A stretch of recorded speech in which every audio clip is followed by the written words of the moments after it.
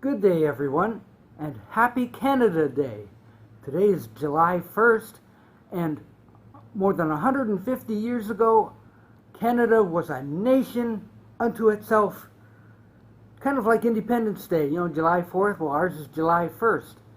So, Happy Canada Day to all those Canadians out there, and to celebrate, I thought I'd do a top 10 of all the rock bands and solo artists that make Canada great. Now, you most likely have heard of most of these, but I'm going to rank them according to me, because this is my show. Alright? So, let's go on with the bands first, and we'll count them backwards as in ranking. Number 10, Triumph. Pretty decent band. They had some songs out there like Magic Power and stuff. You might have heard of them. If not, go check them out.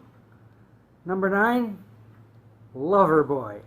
Yeah, I know, Loverboy's kind of schmaltzy, but hey, you're gonna hear Working for the Weekend every Friday for the rest of your life. So they've got a legacy going on, right? Okay? Number 8, Steppenwolf. For almost the same reason, Born to Be Wild. There's no getting away from that one, I'm sorry. You're going to be hearing Born to Be Wild ad infinitum. Okay. Number 7, April Wine. They've had a fair few hits, yes, and they seem to be very popular still. I say April Wine. Well, wait, here comes number 6, Nickelback. Oh my gosh, Nickelback. Well, yes, they had a monster hit with How You Remind Me. It was all over the radio, so much that it got to be one of those songs that I don't want to hear that anymore.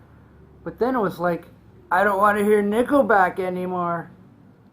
Well, that's kind of a shame, because they did have some other good songs, but How You Remind Me will be what they're remembered for, and it was super big, so Nickelback. Now we've got number 5, Bare Naked Ladies. Well, they were pretty popular as a novelty act until they kind of got a little more mainstream. You know, you probably heard of If I Had $1 Million and such, but they will be remembered for the rest of all of our lives and into the future as having the theme to The Big Bang Theory. And who can resist shouting out when the song gets to this point? We built the pyramids! We built the pyramids! That's right. You just can't help yourself. Number 4, the Tragically Hip. I really don't know much about the Tragically Hip. I know they're fairly popular in Canada. I don't know how popular they are elsewhere, but I was threatened with bodily harm by someone who I work with if I didn't put them fairly high on the list. So, number 4, Tragically Hip. Number 3, Bachman, that's Bachman, Bachman Turner Overdrive, who had a large amount of hits in the mid-70s, like You Ain't Seen Nothing Yet, and Taking Care of Business, and Looking Out for Number 1. They were pretty huge back then. They could do no wrong for a couple years, but number 2 was the Guess Who, from where Randy Bachman had came from, and they were fairly large too. They had a good amount of hits in the colonies, with especially American Woman. Boy, everyone took that one to heart. Wow. But the number 1 Canadian export to everywhere was the power trio from Toronto, Rush. I can't really say they had a lot of radio hits, you know, like singles, but they got a lot of FM airplay, and they done very well for themselves. So, number 1 is Rush, okay? Now on to part 2.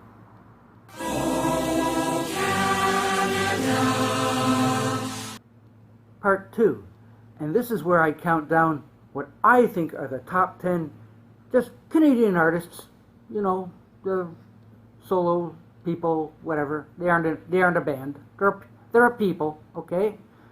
So, starting off, Michael Bublé. I don't really understand a lot about this guy. I guess he just kind of does standards or soft pop. He's popular. That's all I know. Michael Bublé. Okay? I don't know. He's up there. Number 9, Drake. I know. He's super popular. What can I say? He's got to be up there. I don't really care for him any, but he sells.